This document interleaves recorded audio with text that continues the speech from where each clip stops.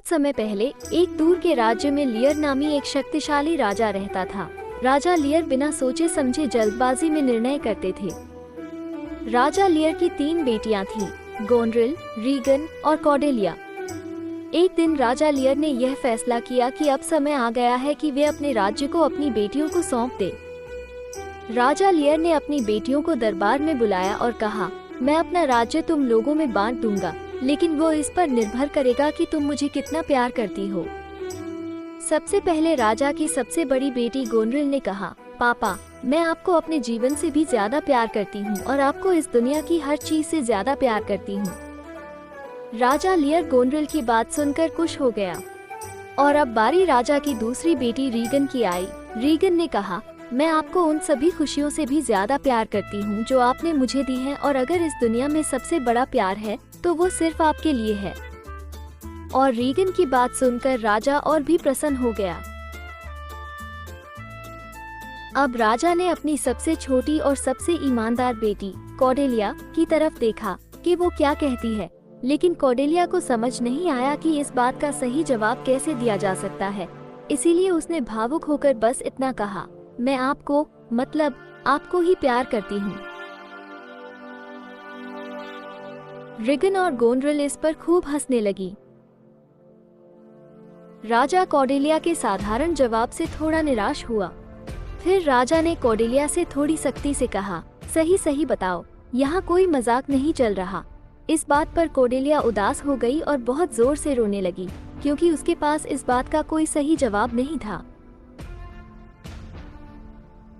राजा लियर Cordelia के साधारण जवाब से नाराज हो गए और उसे राज्य से निकाल दिया और अपना राज्य गोनरिल और रीगन के बीच बांट दिया, ये सोचकर कि उन्होंने एक समझदारी भरा फैसला किया है।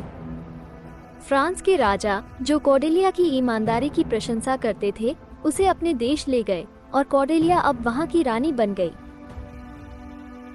अब गोनरिल और रीगन ने शासन करना शुरू कर दिया, लेकिन जल्द ही गोनरिल और रीगन ने अपने असली रंग दिखा दिए।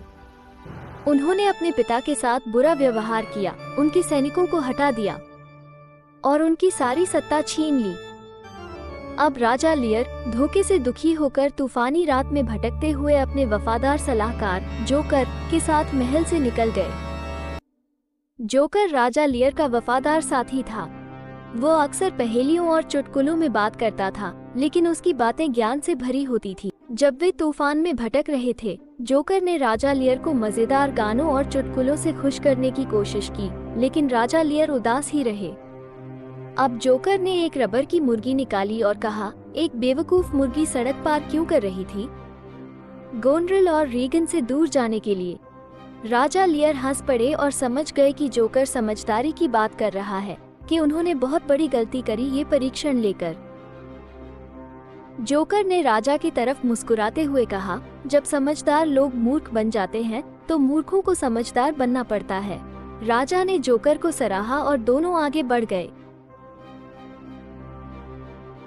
फ्रांस की रानी बन चुकी कॉर्डेलिया को जब अपने पिता के राज्य छिन जाने के बारे में पता चला तो उसने फैसला किया कि वो अपने पिता को बचाएगी और उन्हें उनका राज्य वापस दिलाएगी।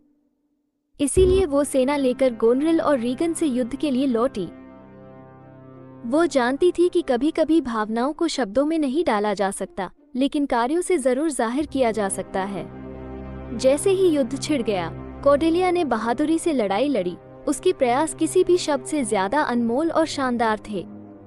उसने अपने सैनिकों का नेतृत्व हिम्मत और पक्के इरादे के साथ किया, ये दिखाते हुए कि उसके पिता के प्रति उसका प्यार असीमित था। उनके वीर प्रयासों के बावजूद वे अंत हार गए। कॉर्डेलिया को पकड़ लिया गया और दुखद रूप से उसे कैद कर लिया गया, लेकिन उसके प्यार और बलिदान ने राजा लियर के दिल पर एक अमिट छाप छोड़ दी। इस हादसे से उनका दिल टूट गया, यह महसूस करते हुए कि उसकी बेटी का प्यार और वफादारी कितनी गहरी थी।